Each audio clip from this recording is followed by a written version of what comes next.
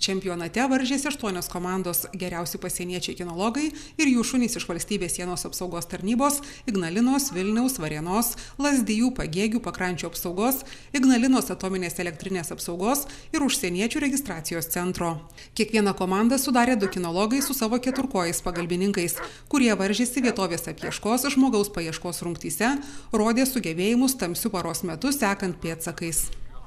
Čempionatai pas mus vyksta kiekvienais metais organizuojami ir jie organizuojami kiekvienais metais skirtingose rinktinėse. O šiemet buvo Varėnos rinktinėje planuota organizuoti ir būtent rinktinė nusprendė organizuoti Druskininkuose.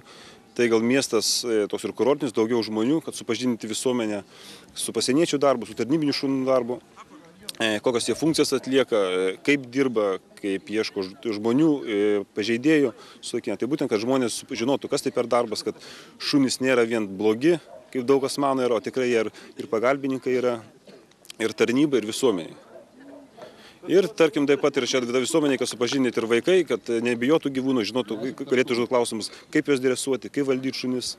Daugiau tokia nuomonė yra, kad šunys tik tai yra pririšti, ar voljerė būna, o jis gali būti lengvai valdomas ir kad kitas žmogus gali valdyti, kad ateityje žinotų, kaip elgtis su gyvūnais. Pažintų gyvūnų ir elgseną tuo pačiu ir tas bendravimas su gyvūnu būtų betarpiškesnis. Ar patiems pasieniečiams dažnai talkina šunys, ar dažnai be jų tiesiog darbas neįsivaizduojamas? Įsivaizduoju, tarkim, nakties metu pažeidėjas įbėgo į mišką ir surasti jį be šuns praktiškai neįmanoma.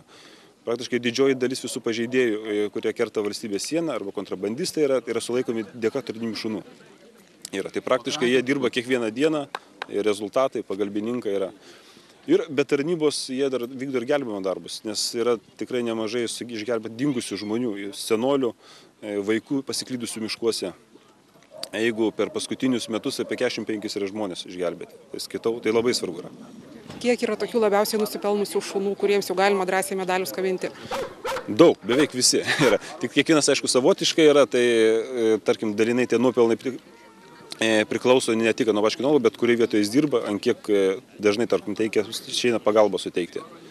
O taip negalėčiau pasakyti, kad kurie yra geriau, visi yra tikrai labai geri šaunūs kinologai. Ketvirtadienį buvusio Druskininkų oro uosto teritorijoje kinologai ir keturkojai druskininkiečiams ir kurorto svečiams surengė parodomąją programą ir pademonstravo, ką sugeba tarnybiniai pasieniečių šunys. Šiaip iš tikrųjų sudėtinga išmokyti šunį. Labai daug pastangų reikalauja, daug laiko. Bet paruošti įmanoma tikrai labai stipriai ir kad šuo mokėtų visokias gudrybės, mokėtų aptikti žmogų, daiktus, surasti pažeidėjus. O kuo jisai pasižymėjęs? Latvijoje dalyvau varžybose, paėmėm 1 vietą. Manau, kad šuo paruoštas puikiai. O pačiame darbe, ką jis yra jau gero nuveikęs ir kada pagelbėjo pačiam? Pačiam pėdsakystėje. Tikrini ruožą, randi pėdsakus. Ką kviečia pirmą? Kinologą kviečia su šuniu, su tarnybiniu šunim.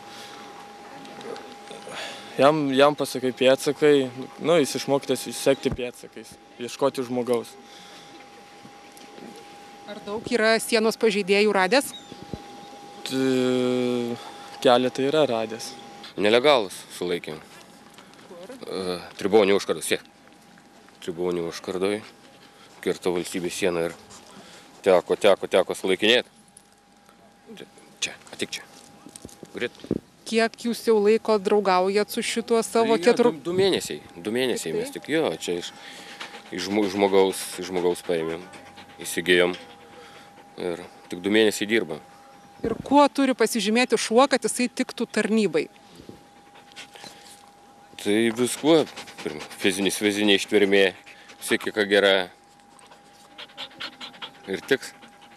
O kokia veislė yra pati populiariausia? Pas mus tarnybai naudojam vokiečius, belgus. Populiariausios šitos veislės. Čia belgų aviganis, Malinois. Jauniausiai šventės dalyviai smalsiai apžiūrinėjo pasieniečių ginkluotę, specialiasias priemonės, greitaeigį katerį, įvairios paskirties automobilius.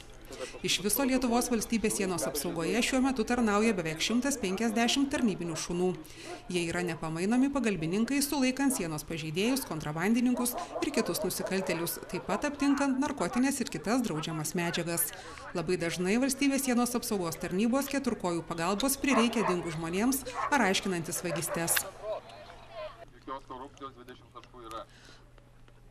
Labai dažnai valstybės sienos apsaugos tarnybos keturkojų pagalbos prireikia dingus žmonėms ar aiškinantis vagystes.